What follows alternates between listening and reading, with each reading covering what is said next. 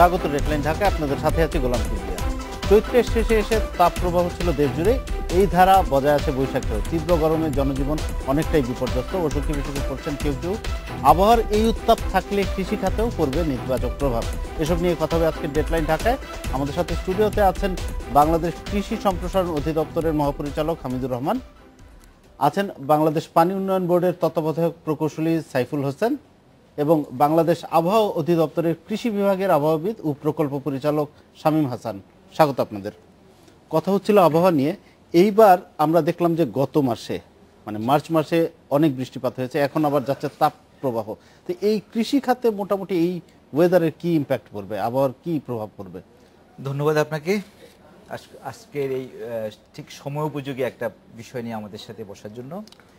সারা দেশ তীব্র দাবদাহে পুড়ছে, পাশাপাশি আবহাওয়াবিদ থেকে প্লাস আমরা বাংলাদেশ পানি উন্নয়ন বোর্ডের বন্যা পূর্ব সতর্কীকরণ কেন্দ্র থেকে আগামী এক সপ্তাহ অর্থাৎ 17 তারিখ থেকে মেনলি 16 তারিখের সেকেন্ড হাফ থেকে আমরা দেশের উত্তর পূর্বাঞ্চলে একটা আকস্মিক বন্যার আশঙ্কা করছি।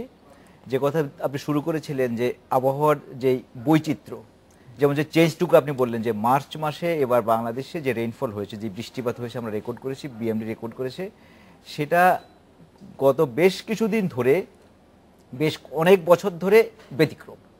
অনুরূপভাবে এখন যেই আমাদের দেশের উত্তর পূর্বাঞ্চলের সিলেট, সুনামগঞ্জ, নেত্রকোনা এবং কিশোরগঞ্জের যে বিস্তীর্ণ অঞ্চলে যে হাওরের বোরো ফসল হচ্ছে, সেখানে আজকে এপ্রিল মাসের 14-15 তারিখে যে পানি সমতল থাকার কথা, কিন্তু সেই পানি সমতল আজকে অনেক বেশি আছে এবং ইতিমধ্যে সুনামগঞ্জের বেশ কিছু হাওর প্লাবিত হয়েছে।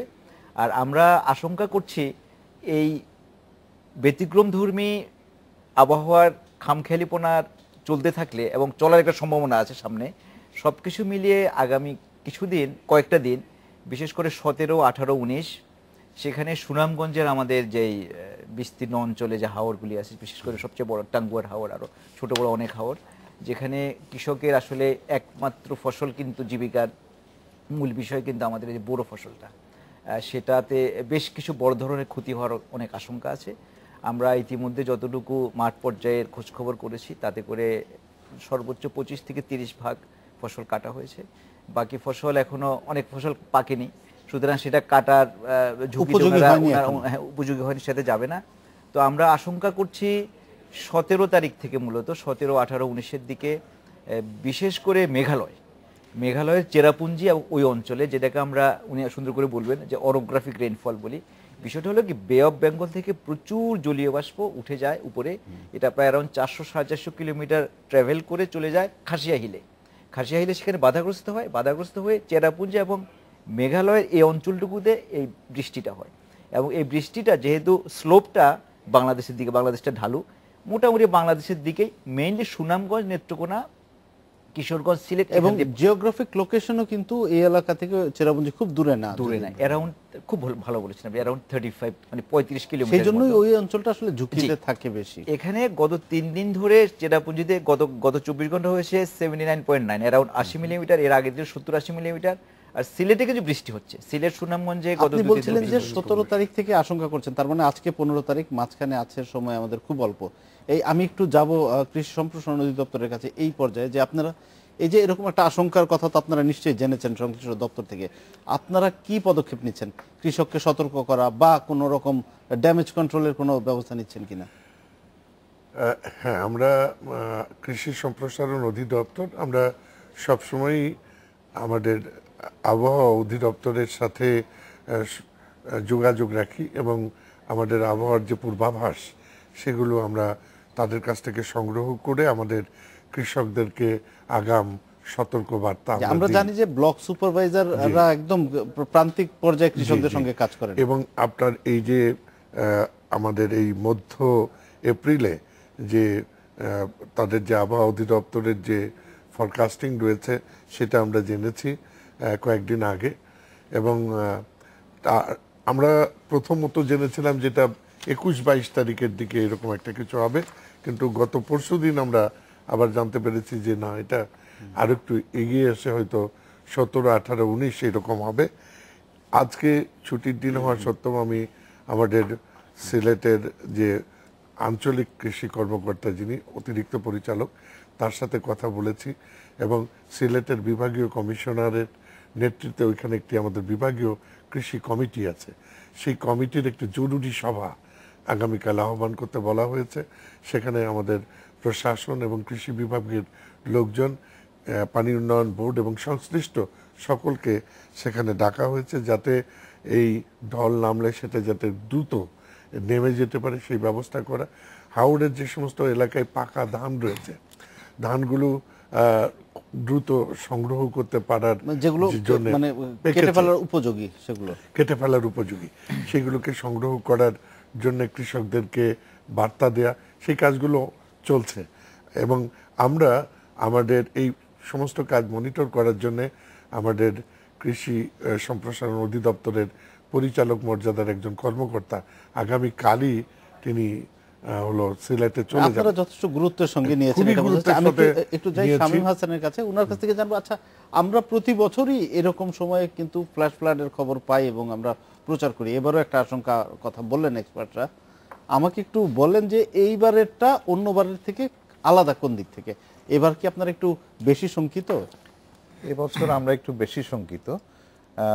সাধারণত এই এপ্রিল মে মাসে আমাদের এই উত্তর পূর্বাঞ্চলে কিছু কনভেক্টিভ ক্লাউড ডেভেলপ করে, তো এই বছরও তার ব্যতিক্রম নয়। তবে পার্থক্য হচ্ছে যে আমাদের এই সময়ে যে পরিমাণ বৃষ্টিপাত হওয়ার কথা, যেটাকে আমরা বলি স্বাভাবিক বৃষ্টিপাত, ওই অঞ্চলে যে পরিমাণ বৃষ্টি হওয়ার কথা তার চেয়ে 400 থেকে 600% বেশি বৃষ্টিপাত দেখাচ্ছে। আমাদের যে পূর্বাভাসের মডেল, সেই মডেলে আমরা স্বাভাবিক 400 থেকে 600% পজিটিভ অ্যানোমালি বলি, বা অতিরিক্ত বেশি দেখাচ্ছে। তো এই সকল কারণে 4 থেকে 6 গুণ, 4 থেকে 6 গুণ।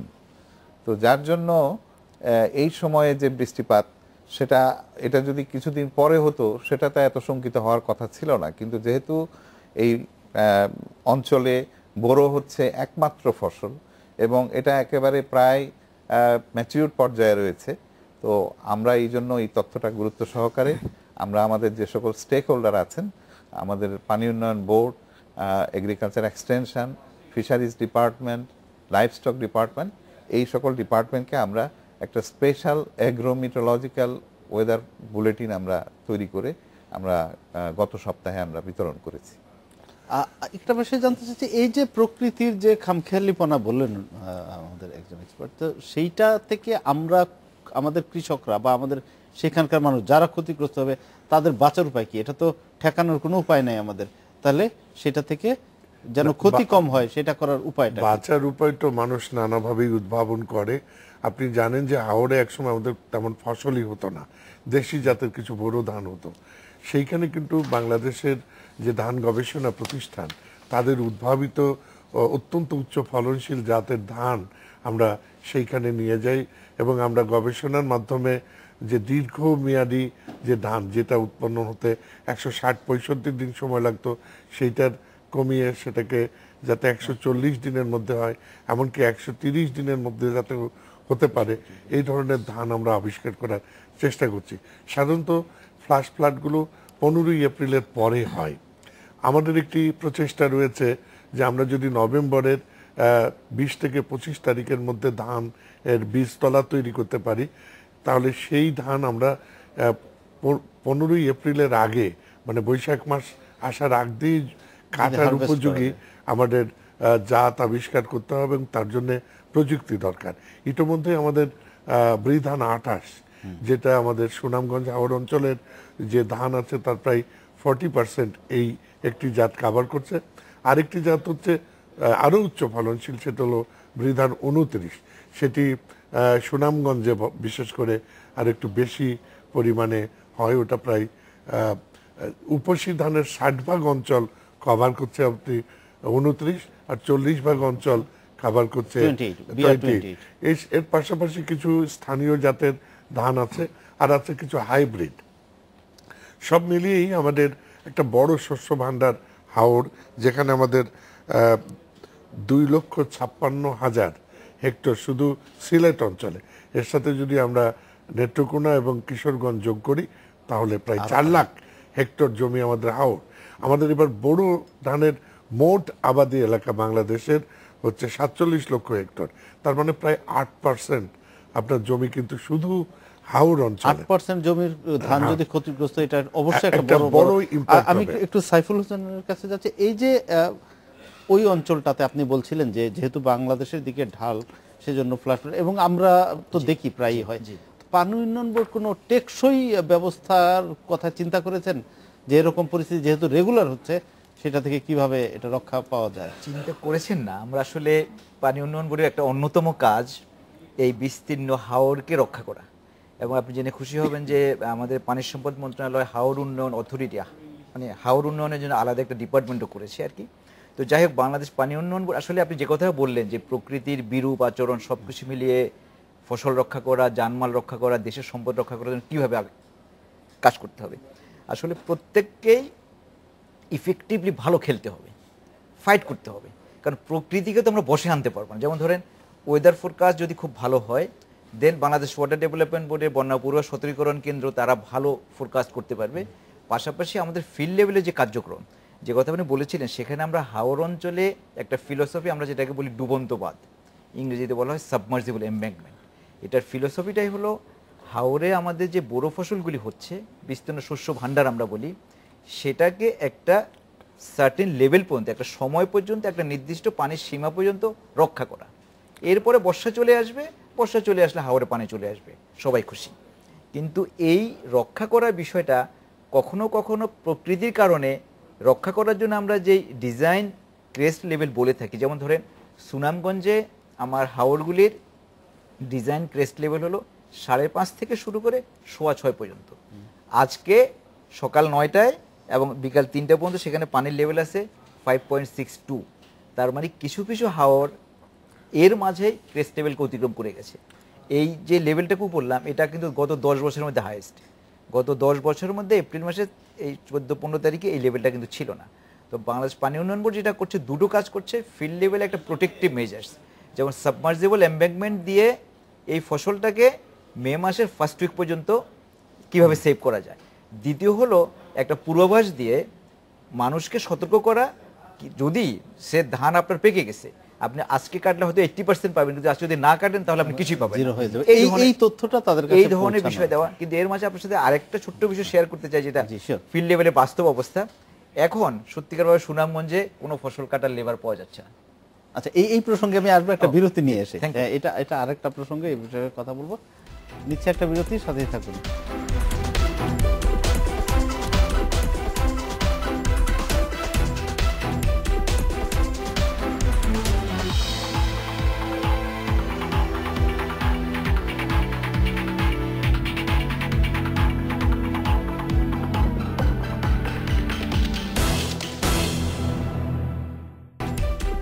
বিরতির পর ফিরে এলাম রেডলাইন ঢাকায়। যে প্রসঙ্গে বলছিলেন যে হাওর অঞ্চলে আরেকটা বড় চ্যালেঞ্জ হচ্ছে কৃষি শ্রমিক পাওয়া। জি, সেটা আসলে যদি মনে করেন আমাদের সিলেট সুনামগঞ্জের হাওরবাসীরা আজকে আমাদের অনুষ্ঠান দেখছে, ডিজি মহোদয় বললেন যে আবহাওয়া থেকে বললেন, আমরাও বললাম যে আমরা আশঙ্কা করছি 17, 18, 19-এর দিকে একটা ফ্লাশ ফ্লাড হতে পারে, হওয়ার সম্ভাবনা আছে যথেষ্ট রকমের, সেটা সিমটম দেখা যাচ্ছে। এখন যদি আমরা চাই যে এই ফসলটা আগামী 2 দিনে যতটুকু পেকেছে কেটে ফেলুক, কিন্তু কোনো ওয়ে নাই। কারণ হলো সেখানে এই বিস্তীর্ণ হাওর অঞ্চলের ফসল কাটার জন্য যে পরিমাণ ডেইলি লেবারের প্রয়োজন, সেটা কিন্তু নাই। আরেকটা বিষয়, দৈনিক শ্রমিকের দৈনিক মজুরি এখন যা দিতে হচ্ছে, মোটামুটি 1 মণ ধান বিক্রি করলে সে 2 থেকে 2.5 জন শ্রমিকের টাকা পাবে। তো এভাবে কিন্তু যে কথা আপনি মানে আপনি জানতে চাচ্ছিলেন যে কিভাবে ওভারকাম করা যায়, সুতরাং সেক্ষেত্রে কৃষিতে তার আগে মেকানাইজ করা চাই ছাড়া যে এই শ্রমিক পাওয়া যাচ্ছে না কেন, কারণটা কি? একটা সময়ে আপনারা সবাই জানেন যে একটা সময় এই শ্রমিকের যোগান হতো আমাদের উত্তরবঙ্গ থেকে, কুড়িগ্রাম, গাইবান্ধা, কিছু আমরা যে মঙ্গা বলতাম, এরা হলো সিজনাল মাইগ্রেটেড শ্রমিক। এরা একটা সময় আসতো ডিসেম্বর জানুয়ারি মাসে যখন হাওর অঞ্চলে ধান বপন হতো, আরেকটা সময় আসতো এপ্রিল মাসের ফার্স্ট উইক থেকে মে মাসের ফার্স্ট উইক পর্যন্ত। এখন আল্লাহর অশেষ রহমতে সরকারের খুব দ্রুত সাফল্য একটা বড় বিষয়, মঙ্গা বলে তেমন কিছু নেই। সুতরাং এই মাইগ্রেটেড লেবাররা এখন আর ঠিক ওইভাবে ঝাঁকে ঝাঁকে আর এইভাবে আসে না, যার ফলে দেখা যাচ্ছে যে এই লেবারের দৈনিক মজুরিও বেড়ে এটি শুধু রংপুরের আপনার বা ওই অঞ্চলের না, সব এলাকা থেকেই কিন্তু এখন আপনার কৃষি শ্রমিকের ঘাটতি দেখা যাচ্ছে এবং সেটা ঘটছে যে শিক্ষা বিস্তারের সাথে সাথে আরো বেশি রোজগার বা উন্নততর জীবনযাপনের জন্য কিন্তু এটাকে তো আমরা যে পজিটিভলি শ্রমশক্তি, দেখতে পারি সেটা যে কিন্তু মানুষের শহরে এমনকি দেশের বাইরে তারা চলে যাচ্ছে। অবশ্যই একটা অর্থনৈতিক সক্ষমতার তো একটা চিত্র এটা। একটা চিত্র বটে।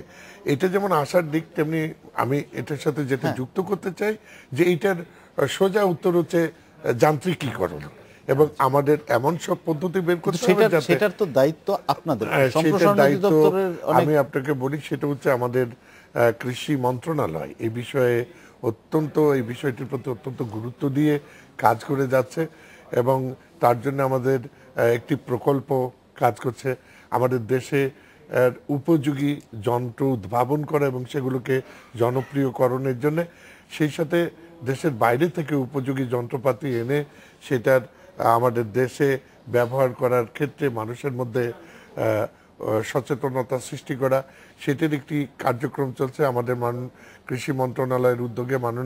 বিশেষ করে মাননীয় কৃষি মন্ত্রী গত বছর উনি আমাদের শুধুমাত্র হাওড় অঞ্চলের জন্য আপনার 270টি ধান কাটা যন্ত্র এবং 100টি ধান রোপণ যন্ত্র হলো বিতরণ করেছে। এটাকে আমরা বলবো প্রণোদনা হিসাবে, এবং এটি দেয়া হচ্ছে কৃষকদের কাছে।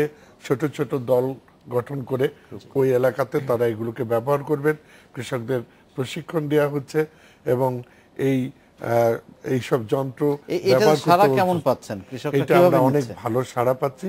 কেননা যে কর্তন যন্ত্র যেটা, সেটা দিক থেকে একটু আমরা বেশি সাড়া পাচ্ছি। এটা ব্যবহার করাটা তুলনামূলকভাবে সহজ এবং দামটাও কম। কিন্তু রোপণ যন্ত্রটার সাথে আপনার ট্রেতে বীজ তলা পরিবর্তে ট্রেতে চারা উৎপাদন করার যে কৌশলটা আছে, এটা একটু বেশ টেকনিক্যাল। এই কাজটিতে আমাদের কৃষকদেরকে আরো দ্রুত অভ্যস্ত করতে একটু সময় লাগবে। এটা হলে আমাদের এই দুটো যন্ত্র আমাদের কৃষি শ্রমিকের যে যোগান এর যে স্বল্পতা, সেটাকে কি বলবো অতিক্রম করতে অনেকটাই সহযোগিতা করবে। শামীম হাসান, এবার আমাদের আরেকটা চ্যালেঞ্জ ছিল, আমরা দেখেছি পত্রপত্রিকায় এবং আমাদের টেলিভিশন চ্যানেলে আমরা রিপোর্ট করেছি, গমে ব্লাস্ট ছিল, এবং এই আবহাওয়ার এই তারতম্যের কারণে কি আমাদের বড় ফসলে সেরকম কোনো আশঙ্কা কি আছে?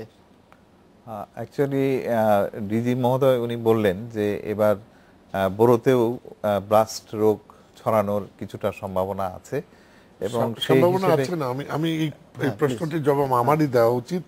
আপনার গমে আপনারা লক্ষ্য করবেন এবার শুধু চৈত্র মাসেই বৃষ্টি হচ্ছে তা নয়, চৈত্র মাসের শেষ সপ্তাহ জুড়ে কিন্তু সিলেটে বৃষ্টি হচ্ছে এবং প্রচুর গরম পড়ছে সর্বত্রই। আর এবার আমরা ফেব্রুয়ারি মাসে দেখলাম 3 দফা বৃষ্টি হলো আমাদের দক্ষিণ পশ্চিমাঞ্চলে, এবং যে দিকটাই আমাদের বেশ গম হয়, আপনি যশোর, কুষ্টিয়া, চুয়াডাঙ্গা, মেহেরপুর, ঝিনাইদহ, মাগুরা এই দিকটায়। তো এই এলাকাগুলোতে একদিকে উত্তাপ হলো, আবার বৃষ্টি হলো আপনার ফেব্রুয়ারির 8 তারিখে, 22 তারিখে এবং 24 তারিখে। এই 3 দফা বৃষ্টির পরে আমরা আকস্মিকভাবে, যেটা বাংলাদেশে আমরা কখনো দেখিনি, এই যে গমের নেক ব্লাস্ট রোগ আমরা দেখলাম। এটা পাইরোকোলারি ক্রিস্পি নামে একটা আপনার এক ধরনের ফাঙ্গাস, এটা খুবই নটোরিয়াস। এটা দিয়ে আমাদের গমের ওই এলাকার প্রায় আপনার 14,000 হেক্টর জমির মতো নিট আমাদের ক্ষতিগ্রস্ত হলো, এবং বহু জমি আক্রান্ত হয়েছে। কিন্তু আমরা যেটাকে বলি নিট ক্ষতির আওতায় এসেছে এই পরিমাণ জমি। সম্প্রতি আমরা লক্ষ্য করলাম যখন দিনের তাপমাত্রা এবং রাতের তাপমাত্রার মধ্যে যে তফাৎ, এটা যখন অনেক বেশি বেড়ে গেছে, তখন রংপুরেই আমরা দেখলাম যে ওখানে ধানে নেক ব্লাস্ট দেখা দিয়েছে। তো আমরা খুবই দ্রুত গবেষকদের সাথে পরামর্শ করে আমরা এই ধানের ব্লাস্ট প্রতিকারের জন্য বিভিন্ন উদ্যোগ নিয়েছি। অভিজ্ঞতায় দেখা গেছে যে এই সংক্রমণ শুরু 2-3 দিনের মধ্যে যদি উপযুক্ত ফাঞ্জিসাইড, নেটিভো, ফলিকো বা হেনোসান এগুলো স্প্রে করা যায় উপযুক্ত মাত্রায়, যথাযথ মাত্রায়, তথ্যগুলো আপনারা কি কৃষকদের আমরা লিফলেট আকারে দিচ্ছি।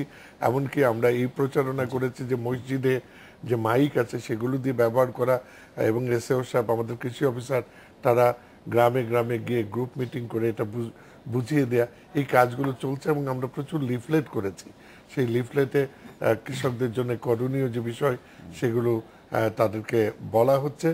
ধানের ক্ষেত্রে এটা এখনো নিয়ন্ত্রণের মধ্যে রয়েছে, গমের মতো অত ব্যাপকভাবে আমি spread একটু করেনি। বিরতিতে যাব, তার আগে শামীম হাসান আপনার কাছে একটা প্রশ্ন রেখে যাই। এই যে এবার যেটা আলোচনা হচ্ছে বারবার, গত মাসে বৃষ্টিপাত বেশি হলো, এই মাসে তাপদাহ বেশি, আবহাওয়ার এই যে একটা খামখেয়ালিপনা অথবা এই তারতম্য, এটা কেন হচ্ছে, কি কারণে, গত কয়েক বছরের প্যাটার্ন কি ছিল, এই বিষয়ে আপনার কাছে জানতে চাবো একটা বিরতি থেকে এসে। আবার একটা বিরতি নিচ্ছি, সাথেই থাকুন।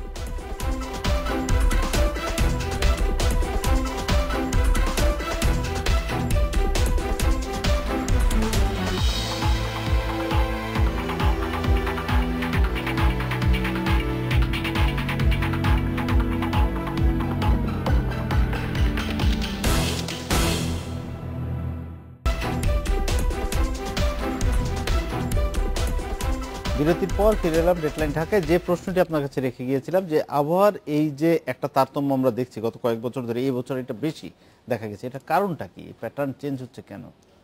অ্যাকচুয়ালি কোনো অঞ্চলের আবহাওয়ার যে সিস্টেমটা, এই সিস্টেমটা মূলত ওশান, ল্যান্ড এবং অ্যাটমসফিয়ার, এই তিনটার কাপলিংয়ের মাধ্যমেই হয়। এবছর কিন্তু এ ধরনের একটা অ্যানোম্যালিজ আমরা আগেই দেখেছিলাম। আমাদের যে শীতটা, এই শীতটা ফেব্রুয়ারি মাস পর্যন্ত মোটামুটি থাকে, কিন্তু এবার দেখতে পেলাম যে শীত অনেক আগেই উড্র হয়ে গেল এবং এই কারণে আমাদের ল্যান্ডটা কম্পারেটিভলি আগেই আমাদের উত্তপ্ত হওয়া শুরু হয়েছে।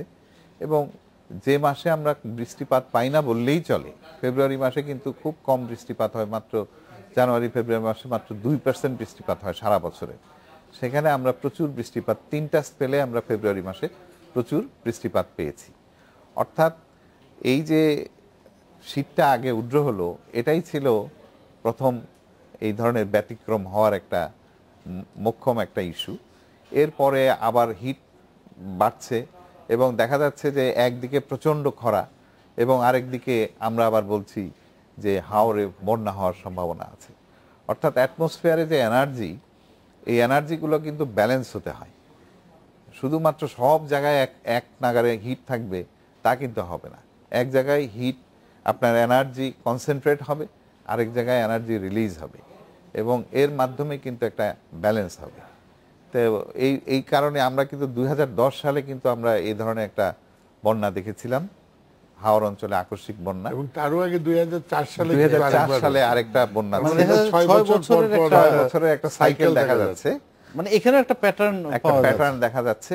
এবং ওই সময়ও কিন্তু আপনার প্রচন্ড দাবদাহ ছিল আপনার ইন্ডিয়ার বিভিন্ন অঞ্চল। মানে এই যে দাবদাহ এবং আকস্মিক বন্যা, দুইটার মধ্যে একটা যোগসূত্র আছে, একটা টেলি কানেকশন বলি আমরা, এটা একটা টেলি কানেকশন আছে, এটা প্রচুর গবেষণার বিষয় আছে। আপনার কাছে যেটা জানতে চাচ্ছি, এই যে অতিবৃষ্টি হলো, বারবার বলছে ফেব্রুয়ারিতে হলো, মার্চেও হলো, এই বৃষ্টিপাত আমাদের বা এখন যে খরা হচ্ছে, তাপমাত্রা অনেক বেশি, এগুলো নদীর নাব্যতা এইসব ক্ষেত্রে কিরকম প্রভাব ফেলছে? খুব স্বাভাবিক, মানে প্রকৃতির যেই ব্যবস্থাপনা, মানে সেটা মহান আল্লাহ রব্বুল আলামিন প্রদত্ত যে ব্যবস্থাপনা, সেটারই যখন একটু পরিবর্তন হয়ে যাচ্ছে, তখন সব কিছুর মধ্যে স্বাভাবিকভাবে এটা প্রভাব একটা পড়বে। যেমন ধরেন আমরা এবার মার্চ মাসে যে বৃষ্টিটা পেলাম, এর আগে একটুখানি বলে নেই, বাংলাদেশের অ্যাভারেজ অ্যানুয়াল ইয়ারলি রেইনফল হলো 2250 থেকে 2300 মিলিমিটার। এটা ভ্যারি করে 5500 হলো আমার সুনামগঞ্জ সিলেট অঞ্চলে, আর এদিকেও নর্থ ওয়েস্টে যখন আমি চলে আসবো, রাজশাহী নওগাঁ, এখানে 1250 থেকে 1300 মিলিমিটার। তো এই যে বৃষ্টিটা আমরা যখন পাওয়ার কথা না, তখন যে পেয়ে গেলাম, এটার কারণে আমরা শঙ্কিত। যখন পাওয়ার কথা অর্থাৎ জুন জুলাই আগস্ট মাসে, তখন হয়তো আমরা সেইভাবে পাবো না, আমরা এই আশঙ্কাটা করছি। তো এই যে ভেরিয়েবিলিটিটা, এই মানে ক্লাইমেটের আমরা চেঞ্জের কথাটা যদিও সারা বিশ্বব্যাপী অনেক বিতর্কের বিষয়, আমরা চেঞ্জ শব্দটা যদি নাও ব্যবহার করি, ক্লাইমেট ভেরিয়েবিলিটি যেটা, সেটা কিন্তু আমরা ইতিমধ্যেই বুঝতে পারছি। আমাদের দেশে, ছোট্ট একটা দেশে, আমরা স্বাভাবিকভাবে আমরা এখনই উপলব্ধি করছি ক্লাইমেটের ভেরিয়েবিলিটিটা। এখন এই ক্লাইমেটের ভেরিয়েবিলিটিটা থেকে এটাকে ওভারকাম করে কৃষিকে, নদ নদীকে, ফসলকে রক্ষা করার জন্য আমরা যারা সরকারি প্রতিষ্ঠানগুলি আছি, আমাদেরকে অত্যন্ত দক্ষতার সাথে কাজ করতে হবে। তার মানে নাব্যতা সংকট একটা হওয়ার আশঙ্কা আছে। আশঙ্কা আছে, যার ফলে যে আমি বাংলাদেশ পানি উন্নয়ন বোর্ড আমাদের প্রতিরক্ষামূলক কাজ আরো জোরদার করতে হবে, ড্রেজিং এর মধ্যে আরো মনোযোগ দিতে হবে। উনি ওয়েদারের লোক, উনি ওয়েদারের কাজ করতে হবে, উনাকে কাজ করতে হবে। যে ক্যাপিটাল ড্রেজিং এর কথা বলছেন, যেগুলো নদীর নাব্যতাকে খুবই সাস্টেইন করার একটা মেকানিজম আর কি। এবং এর মাঝে আরেকটা জিনিস আমি একটুখানি বলে রাখি, যে আমরা যে এই প্রতিষ্ঠানগুলি যে আমরা দায়িত্ব পালন করছি, তার কিন্তু প্রমাণ আমরা ইতিমধ্যে রাখতে পেরেছি। দেখেন, আমরা দেশ স্বাধীন হওয়ার পর আমাদের 7 কোটি মানুষ, আমরা অনেক লোক কিন্তু না খেয়ে থাকতো, একবেলা খেয়ে থাকতো। আজকে আমরা প্রায় 15 কোটি 16 কোটি মানুষ, আমরা এখন খাদ্য উদ্বৃত্ত একটা দেশ। এখানে প্রত্যেকের ভূমিকা আছে। আরেকটা জিনিস একটুখানি বলি, উনি বললেন যে 2010 সালে একটা আকস্মিক বন্যার কারণে আমাদের হাওরের ফসল কিছুটা নষ্ট হয়েছিল, অ্যারাউন্ড 30 to 45%। 2010-এর পরে আজকে 2016 সাল, এই 6 বছরে পানি উন্নয়ন বোর্ডের অক্লান্ত পরিশ্রম এবং কাজের স্বীকৃতি স্বরূপ আজকে এই 6 বছরে কিন্তু আমার হাওরের কোনো ফসল কিন্তু 6 বছরে নষ্ট হয় নাই। এই বছরে যেটা হচ্ছে, একটা মানে হওয়ার একটা আশঙ্কা দেখা দিয়েছে, সেটা হলো কি, মানে আমি তো একটা মানে আমি যে একটা বেস ধরে আমাকে ডিজাইন করতে হয়। যেমন ধরুন, আমি হাওরের ক্রেস্ট লেভেল ধরেছি ফসল রক্ষা করার জন্য 5.5, কারণ আপনি আমাকে বললেন আপনি 6 ধরেন না কেন, কিন্তু 6 ধরতে গেলে যে শত শত কোটি টাকা লাগবে, তাহলে ইঞ্জিনিয়ারিং নলেজের কোনো প্রয়োজন নাই। তো আমরা এই কারণেই মানে দেশের অর্থনীতির জন্য সবকিছু সহনীয় একটা জায়গা ধরে ডিজাইন, মানে যেটা মানানসই সেটাই তো করবেন, অস্বাভাবিক কিছুর জন্য তো তার ডিজাইন করতে গেলে অনেক কস্টলি হয়ে যাবে। তো সেই ক্ষেত্রে আমরা আশা মানে আমরা বলতেই পারি যে প্রত্যেকেই ভালো কাজ করছে, যার ফলে তাতে কোনো সন্দেহ নেই। বাংলাদেশ এখন খাদ্যে স্বয়ংসম্পূর্ণ, এটা তো আমরা গর্ব করে বলি। আমি যাচ্ছি একটু মহাপরিচালক মহোদয়ের কাছে, যেটা জানতে চাচ্ছি, সামনে আসছে মধুমাস, মানুষ কিন্তু অপেক্ষা করে আছে আম লিচু সহ ফলের সিজন। তো এই যে আবহাওয়ার যে তারতম্য, এটা কি আমাদের ফলগুলোর উপর, বিশেষ করে আম লিচু, এর উপর কোনো প্রভাব পড়বে বা কোনো আশঙ্কা দেখা গেছে? স্বাভাবিক কিছু প্রভাব তো থাকেই। যেমন আমরা বলবো যে এবার যে ফাল্গুন মাসের যে বৃষ্টি হয়েছিল, সেটাকে আমরা এক অর্থে ফলের উৎপাদনের জন্য ভালো বলবো। কেননা অনেক সময় খরা হলে ফলের বাগানে সেচ দেন কৃষকরা, তো সেই সেচের কিন্তু এবার খুব কোথাও প্রয়োজন হয়নি। সেই দিক থেকে এটা ভালো। তারপরে গাছের পাতায় প্রকৃতির এই আমাদের যে যেটা ধুলোবালি থাকে, সেগুলো সরে গিয়ে গাছ অনেকটা সুস্থ সবল সতেজ হয়। তার যেটা আমরা বলি যে ফটোসিনথেসিস, খাদ্য প্রস্তুত করে, যে সেটা সহজ হয় এবং গাছ উজ্জ্বল থাকে, তার একটি আপনার ইতিবাচক প্রভাব ফল উৎপাদনের উপরে পড়বে, সেটি স্বাভাবিক। এবং আমরা এখন পর্যন্ত ফলের ক্ষেত্রে খুব বড় ধরনের সমস্যা দেখিনি। যদি ঝড়, বিশেষ করে আপনি জানেন আম এবং লিচু একটা বড় সমস্যা হচ্ছে যে বৈশাখী ঝড়, সেটি এখনো তার কোনো প্রকোপ দেখা যায়নি। সেটি যদি না হয়, তাহলে আমরা একটা ভালো ফলের বছরে। আরেকটা বিষয় আপনার কাছে প্রশ্ন রেখে যাই আমি বিরতিতে যাওয়ার আগে, সেটি হচ্ছে যে আপনারা কি ফল যেন স্বাস্থ্যসম্মত উপায়ে সংরক্ষণ করা হয়, ক্রেতাদের কাছে পৌঁছায়, সে ব্যাপারে কাজ করেন কিনা, এটা আমি জানতে চাবো বিরতি থেকে এসে। বিশাল চ্যাপ্টার, আবার একটা বিরতি নিচ্ছি, সঙ্গেই থাকুন।